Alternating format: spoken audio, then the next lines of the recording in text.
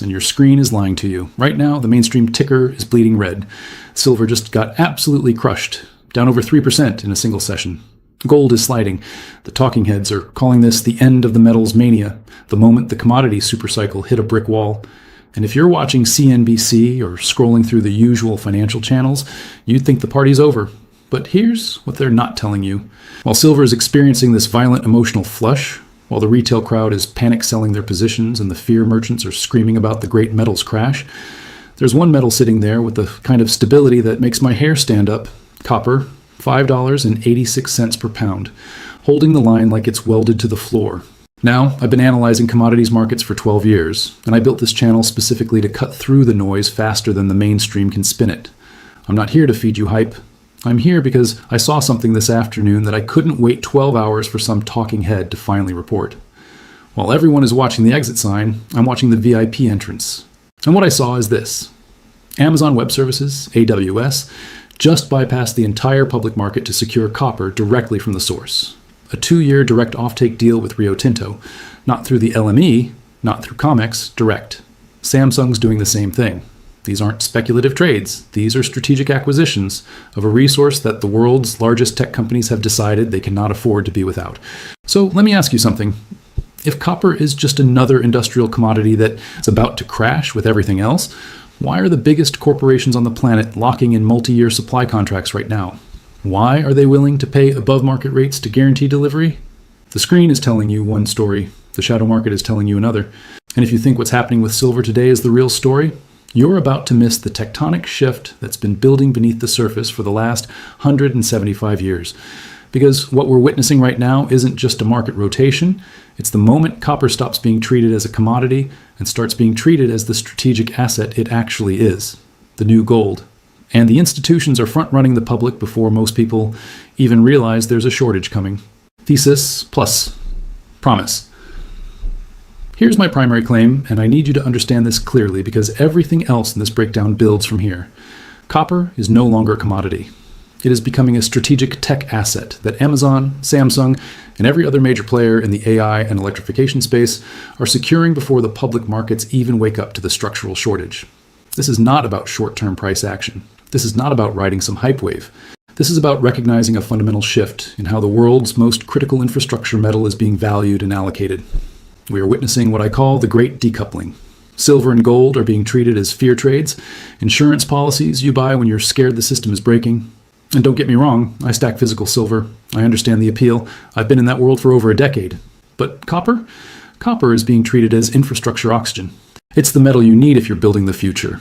AI data centers, electric vehicle fleets, renewable energy grids, high-speed rail. Every single piece of technology that's supposed to power the next 20 years of human civilization requires massive amounts of copper. And here's the uncomfortable truth that the mainstream financial media does not want to talk about. Supply cannot respond to this demand for at least a decade. Not because of some temporary bottleneck, not because of a logistics hiccup, but because of the fundamental physics of mining.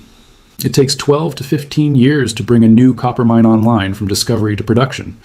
Ore grades have dropped 30% since the year 2000. The easy copper has already been pulled out of the ground. And meanwhile, demand is accelerating at a pace that would have seemed insane just 5 years ago. So in this breakdown, here's what I'm going to do. First, I'm going to walk you through the exact market structure we're seeing right now, the specific price action, the inventory data, the institutional positioning, the stuff that's happening in real time while the mainstream is still writing yesterday's headlines. Second, I'm going to break down the macro rotation mechanism. This is the copper to gold ratio, and it is the single most important signal for understanding when the market is shifting from defense to offense, from fear to growth, from precious metals to industrial tech metals.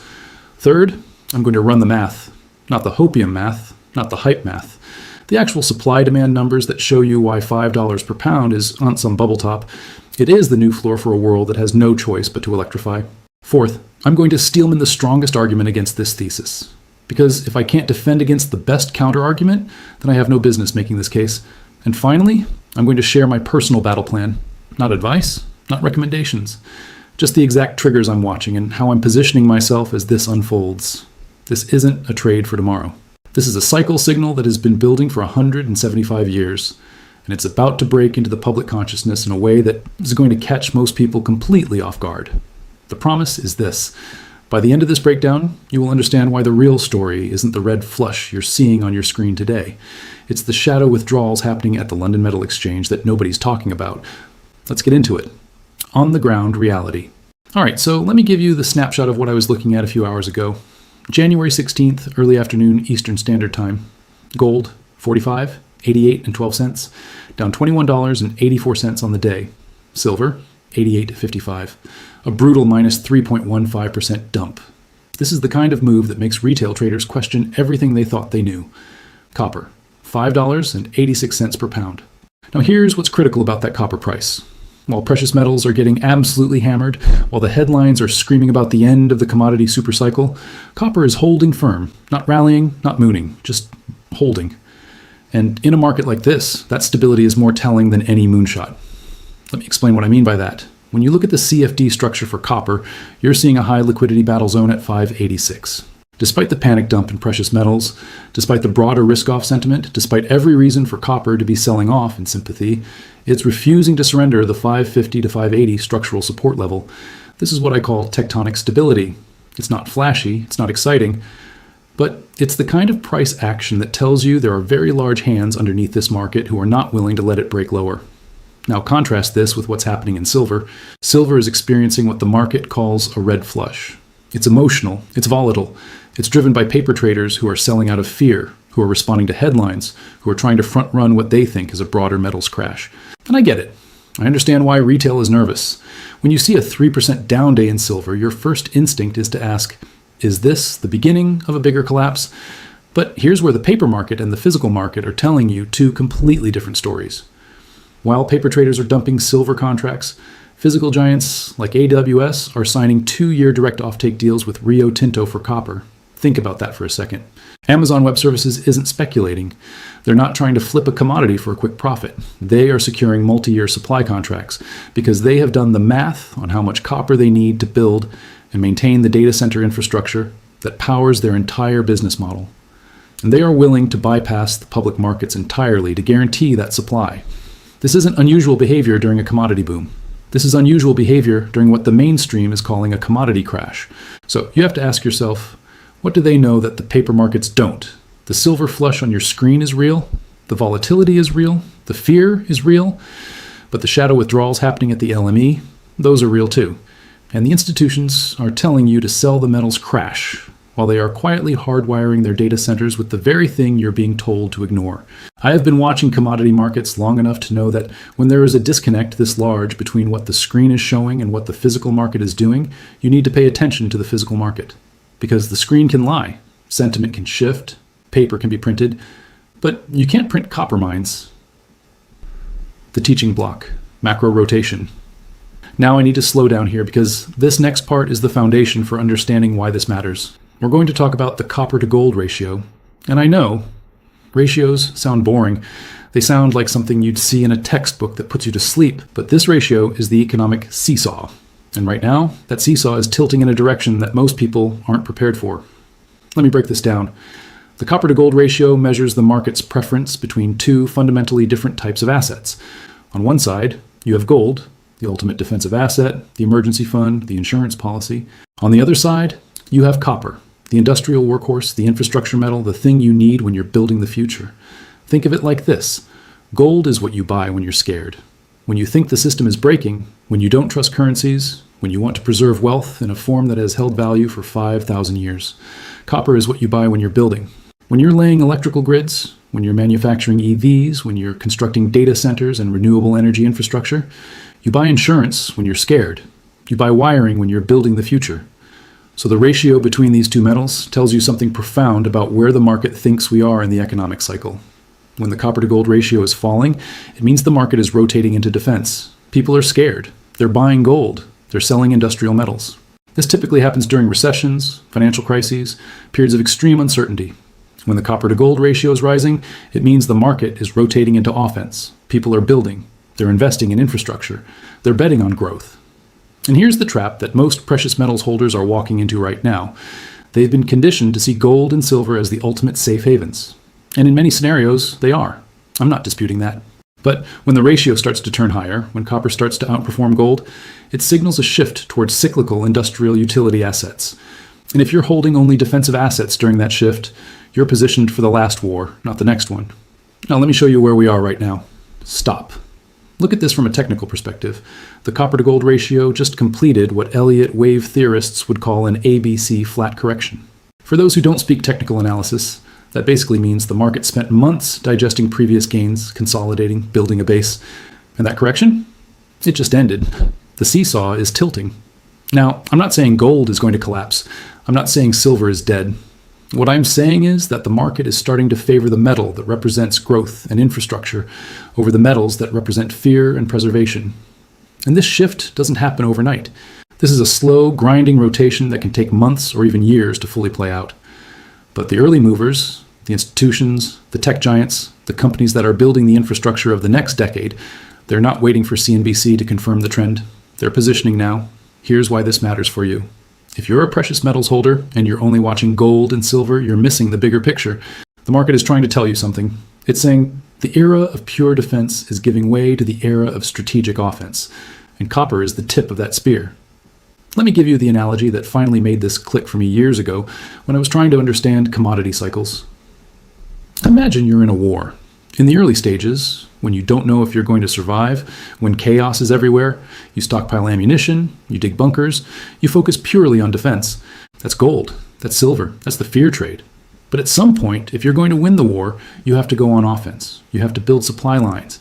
You have to manufacture tanks and airplanes, and all the industrial capacity you need to actually project power. That's copper. That's the growth trade.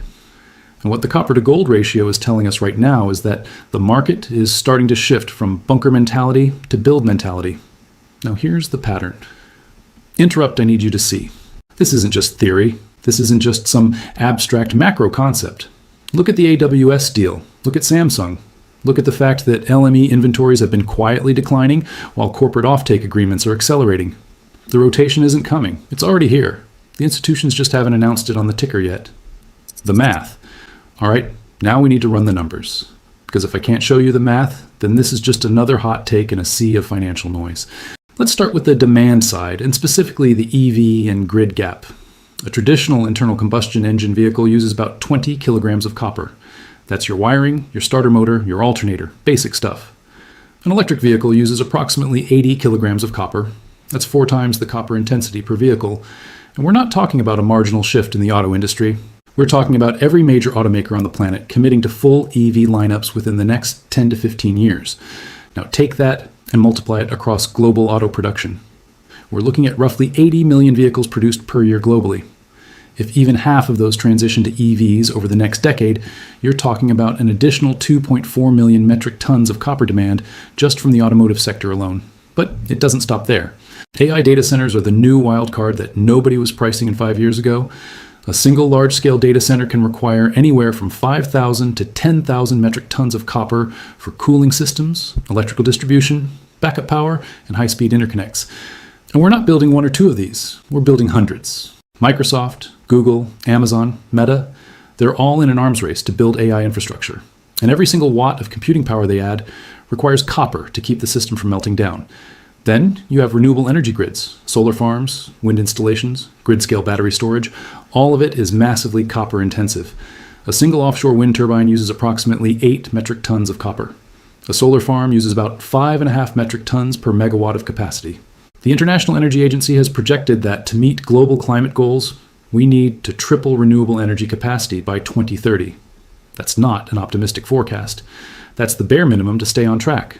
So when you add up EVs, AI data centers, renewable grids, and baseline industrial demand, you're looking at a multi-decade locked-in demand profile that hasn't existed in human history.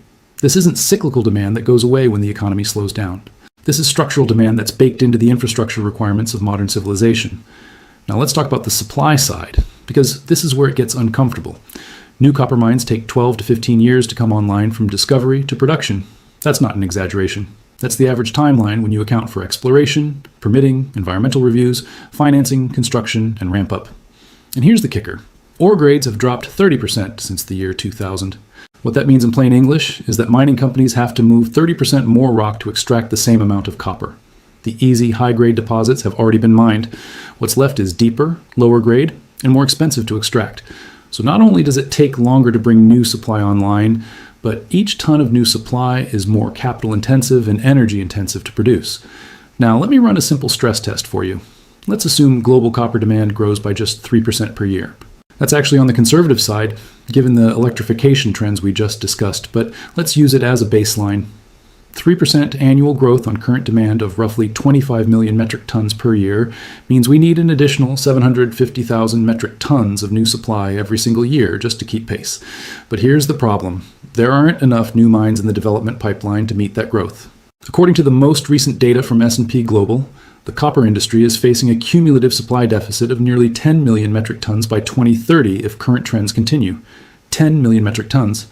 That's not a rounding error. That's a structural gap that cannot be bridged by incremental efficiency improvements or recycling alone. And speaking of recycling, let's kill that myth right now. Yes, copper is highly recyclable. About 30% of global copper supply comes from recycled material. But here's what the recycling optimists always leave out.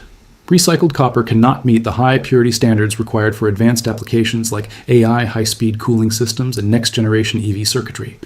You can't just melt down old pipes and wiring and turn them into semiconductor-grade copper. The metallurgy doesn't work that way. You need virgin material for the most demanding applications. So, while recycling will continue to play a role in meeting baseline demand, it cannot fill the gap for the high-tech, high-purity applications that are driving the next wave of demand growth. Now here's where the math gets really interesting.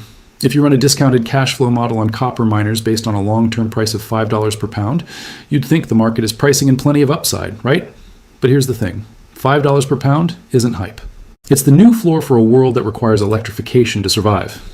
When you factor in the cost inflation for mining equipment, energy, labor, and regulatory compliance, the all-in sustaining cost for many copper producers is already approaching $4 per pound. That means at $5, you're only looking at a $1 margin. That's not the kind of margin that incentivizes massive capital investment in new projects. For the industry to justify building the mines, we need to close the supply gap. Copper prices need to be sustainably above $6 or $7 per pound. And the market hasn't priced that in yet, so the numbers don't match the current paper price. We're looking at what I call a tectonic grind, not a tsunami. This isn't going to be a dramatic moonshot that happens over a few weeks. This is a slow, grinding revaluation as the market wakes up to the fact that the physical metal is disappearing into long-term corporate supply chains faster than new supply can replace it. And here's the final piece of math that should keep you up at night. If the math is this clear, if the supply deficit is this obvious, why isn't the price at $10 per pound yet? Because of the enemy we're about to discuss in the next section. Skeptics, Steelman. All right, let me pause here and do something that I think is critical. I need to steelman the strongest argument against this thesis, because if I can't defend against the best counter-argument, then I'm just another talking head pumping hopium. So let's recap where we are so far. We've established that AWS and Samsung are signing direct offtake deals for copper, bypassing public markets. We've seen that copper is holding 586 support while precious metals are getting crushed. We've broken down the copper to gold ratio and the macro rotation from defense to offense. And we've run the math on the structural supply deficit. Now here's the strongest case against this whole thesis. Recession will kill demand. And I'm not talking about some shallow 6-month slowdown. I'm talking about a prolonged global manufacturing recession where the PMI, Purchasing Managers Index, stays below 50 for an extended period. If that happens, the argument goes, copper's so-called supercycle is just a debt-driven mirage.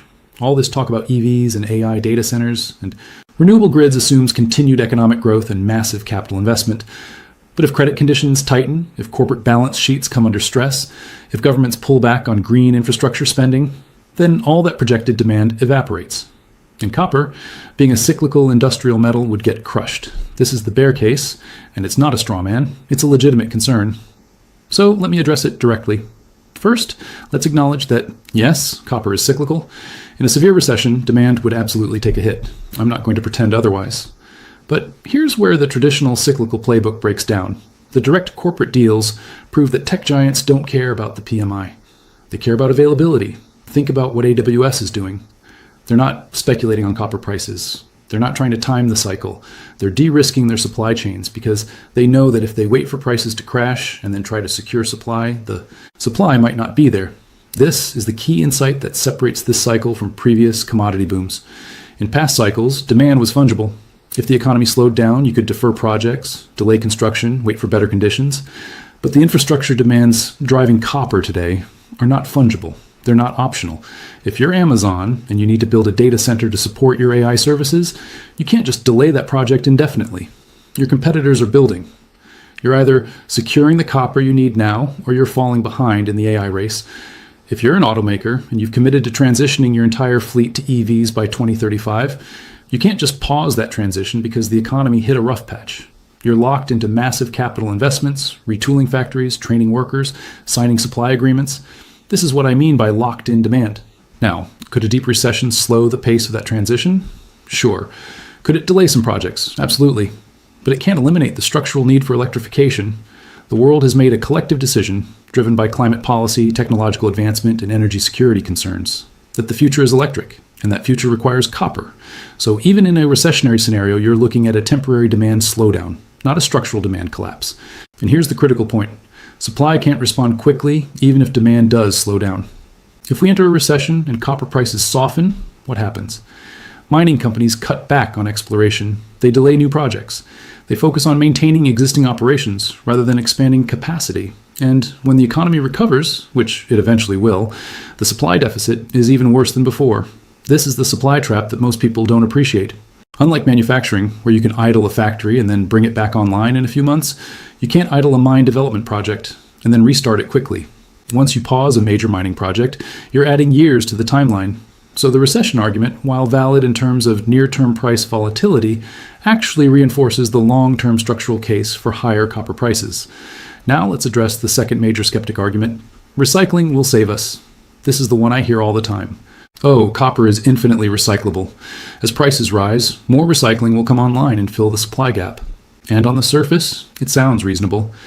But here's the metallurgical reality that the recycling optimists ignore. Recycled copper cannot meet the high purity standards required for the most demanding applications. I mentioned this earlier, but it's worth repeating because this is the fatal flaw in the recycling argument. When you recycle copper from old wiring, pipes, and industrial scrap, you get copper that's good enough for general construction and basic electrical applications. But AI data centers require ultra-high purity copper for cooling systems and high-speed interconnects. Next-generation EV motors and battery systems require copper with extremely low levels of impurities to maximize efficiency. You can't just take recycled copper and use it for these applications without extensive re-refining, which is energy-intensive and expensive. So yes, recycling will continue to meet a portion of overall copper demand. But it cannot fill the gap for the high-tech, high-growth sectors that are driving the structural demand increase. The third skeptic argument is about China. China's economy is slowing. China is the world's largest copper consumer. If China goes into a prolonged slowdown, copper demand collapses. Again, this is a legitimate concern. China accounts for roughly 50% of global copper consumption. Any significant slowdown in Chinese industrial activity would absolutely impact global copper demand. But here's what that argument misses. China is also the world's largest investor in renewable energy and EV infrastructure. Even as their property sector struggles, they're massively ramping up solar, wind, and grid-scale battery installations. So while traditional industrial demand from Chinese construction might soften, the electrification demand is accelerating. And beyond China, you have India, Southeast Asia, and parts of Latin America that are in the early stages of their own infrastructure build-outs. The geographic distribution of copper demand is shifting. It's becoming less concentrated in China and more distributed globally. So a Chinese slowdown would hurt, no question. But it wouldn't eliminate the global structural demand story. All right, so having steelmanned the bear case, here's my conclusion. The recession argument is valid for short-term volatility. If we hit a severe downturn, copper prices could absolutely pull back. But the structural supply deficit is real. The locked-in demand from electrification is real. And the inability of supply to respond quickly is real. So if you're thinking in terms of weeks or months, sure, there's recession risk. But if you're thinking in terms of years, if you're trying to position for the structural megatrend, the bear case does not hold up. Because at the end of the day, you can't print copper mines. What happens next? So now that we've laid out the thesis, run the math, and addressed the strongest counterarguments, let's talk about what happens next. Because this isn't just an academic exercise. This is about reading the market in real time and understanding the moves that are happening beneath the surface. First, let's talk about the institutional reaction. I'm watching the LME and COMEX closely for any changes to margin requirements. And here's why that matters. When physical inventories start declining and volatility increases, exchanges typically respond by raising margin requirements for futures contracts. This is a risk management tool, but it also has the effect of squeezing out speculative leverage. If we start seeing margin requirement increases at the same time that shadow withdrawals are accelerating, that's a signal that the paper market is coming under stress. And when the paper market comes under stress, that's when price discovery starts breaking down. Now, what do I mean by shadow withdrawals? The LME reports inventory levels, but those numbers only tell you what's sitting in registered warehouses. They don't tell you about the copper that's being pulled into private corporate stockpiles through direct offtake agreements. The AWS deal, the copper isn't going to show up on the LME. The Samsung deal, not on the exchange. So you can have a scenario where official inventories look stable or even slightly elevated, while the actual available supply for spot transactions is evaporating. This is what I call moving into a dark inventory phase. The most important metal on Earth won't even be available on the public markets because it's already been allocated to long-term corporate contracts. And if that sounds far-fetched, go look at what happened in the lithium market over the last few years. Major auto manufacturers signed multi-year direct supply agreements with miners, bypassing the spot market entirely. Copper is heading in the same direction. Now let's talk about the media narrative, because this is where things get interesting from a behavioral psychology standpoint. Expect the financial media to stay laser focused on silver's volatility. Why? Because volatility generates clicks. Fear generates engagement. A 3% down day in silver is a headline. A steady grind higher in copper over 6 months? That's not a headline. The mainstream media isn't trying to mislead you. They're just optimizing for attention. And attention is drawn to volatility, not to slow structural shifts. So the narrative will be about the metals crash, the end of the commodity supercycle, the retail traders who got caught in the precious metals hype. And while everyone is focused on that narrative, the institutions will continue quietly securing copper supply through off-exchange deals. This is the classic misdirection play. Keep the retail crowd focused on the shiny, volatile thing while the real move happens in the slow, boring thing that nobody's watching. Now, here's the dashboard I'm personally monitoring to track how this unfolds. Number 1, LME inventory levels. If these continue to drop while corporate direct offtake deals are rising, that's confirmation that the squeeze is moving off exchange. I'm not looking for a dramatic crash in inventories. I'm looking for a steady, grinding decline that persists even when prices are flat or slightly lower. That would tell me that price isn't the clearing mechanism anymore. Availability is. Number 2, the 550 floor. If copper holds above $5.50 per pound during the next broad market sell-off or risk-off event, that's confirmation that the decoupling is permanent. It would mean that copper is no longer trading as a pure, cyclical industrial commodity. It's trading as a strategic tech asset with a structural bid underneath it. Number 3, the spread between futures and physical premiums. If you start seeing physical premiums widen significantly above futures prices, that's a signal that the spot market is tighter than the paper market is pricing in. This is what happened in the early stages of the oil super spike in the 2000s. Futures markets were still pricing in modest growth, while physical barrels were trading at significant premiums because actual supply was constrained. Now, I want to be clear about something. None of this is going to happen overnight. This isn't a GameStop-style short squeeze that explodes in a week. This is a multi-year structural trend that grinds higher in a way that most people won't even notice until it has already happened. The price could chop around between $5 and $6 for months. It could even pull back to $4.50 if we get a sharp recession scare. But the underlying fundamentals, the supply deficit, the corporate positioning, the locked-in demand, those don't change based on short-term volatility. And here's what I think is the most likely scenario for the next 12 to 18 months. We're going to see continued volatility in the precious metals complex. Gold and silver will have big up days and big down days. The retail crowd will get whipsawed. The talking heads will keep calling tops and bottoms. Meanwhile, copper will grind.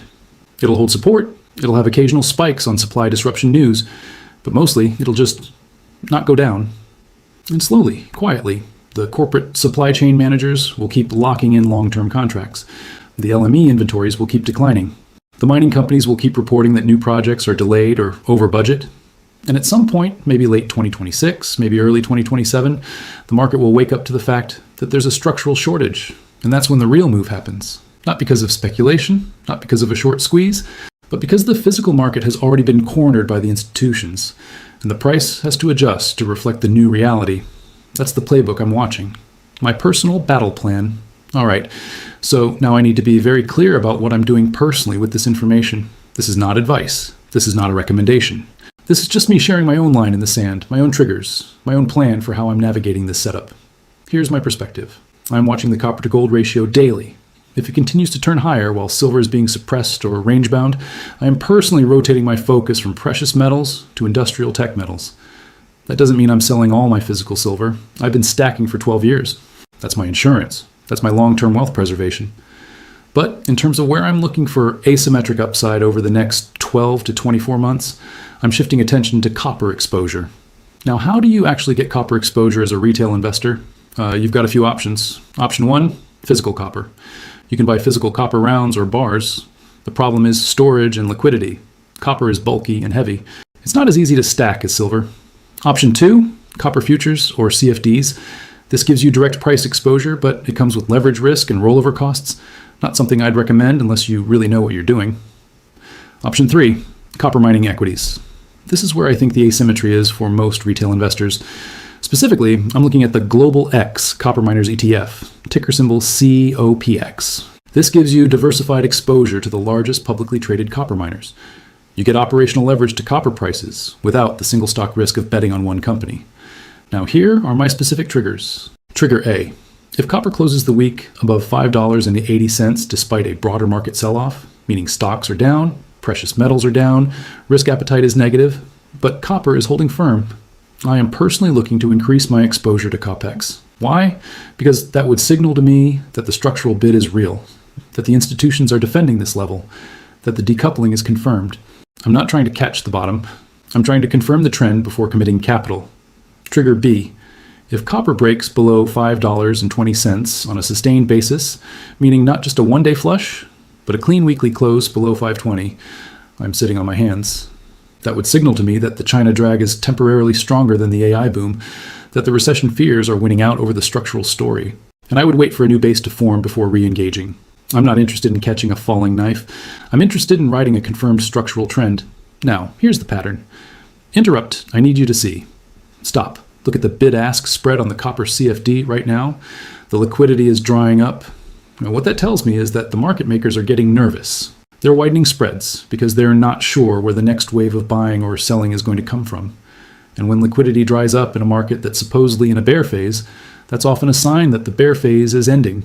This is where the battle is won, not in the headlines, not in the CNBC sound bites, but in the bid-ask spread, in the open interest data, in the warehouse withdrawal reports that get published at 4 a.m. that nobody reads.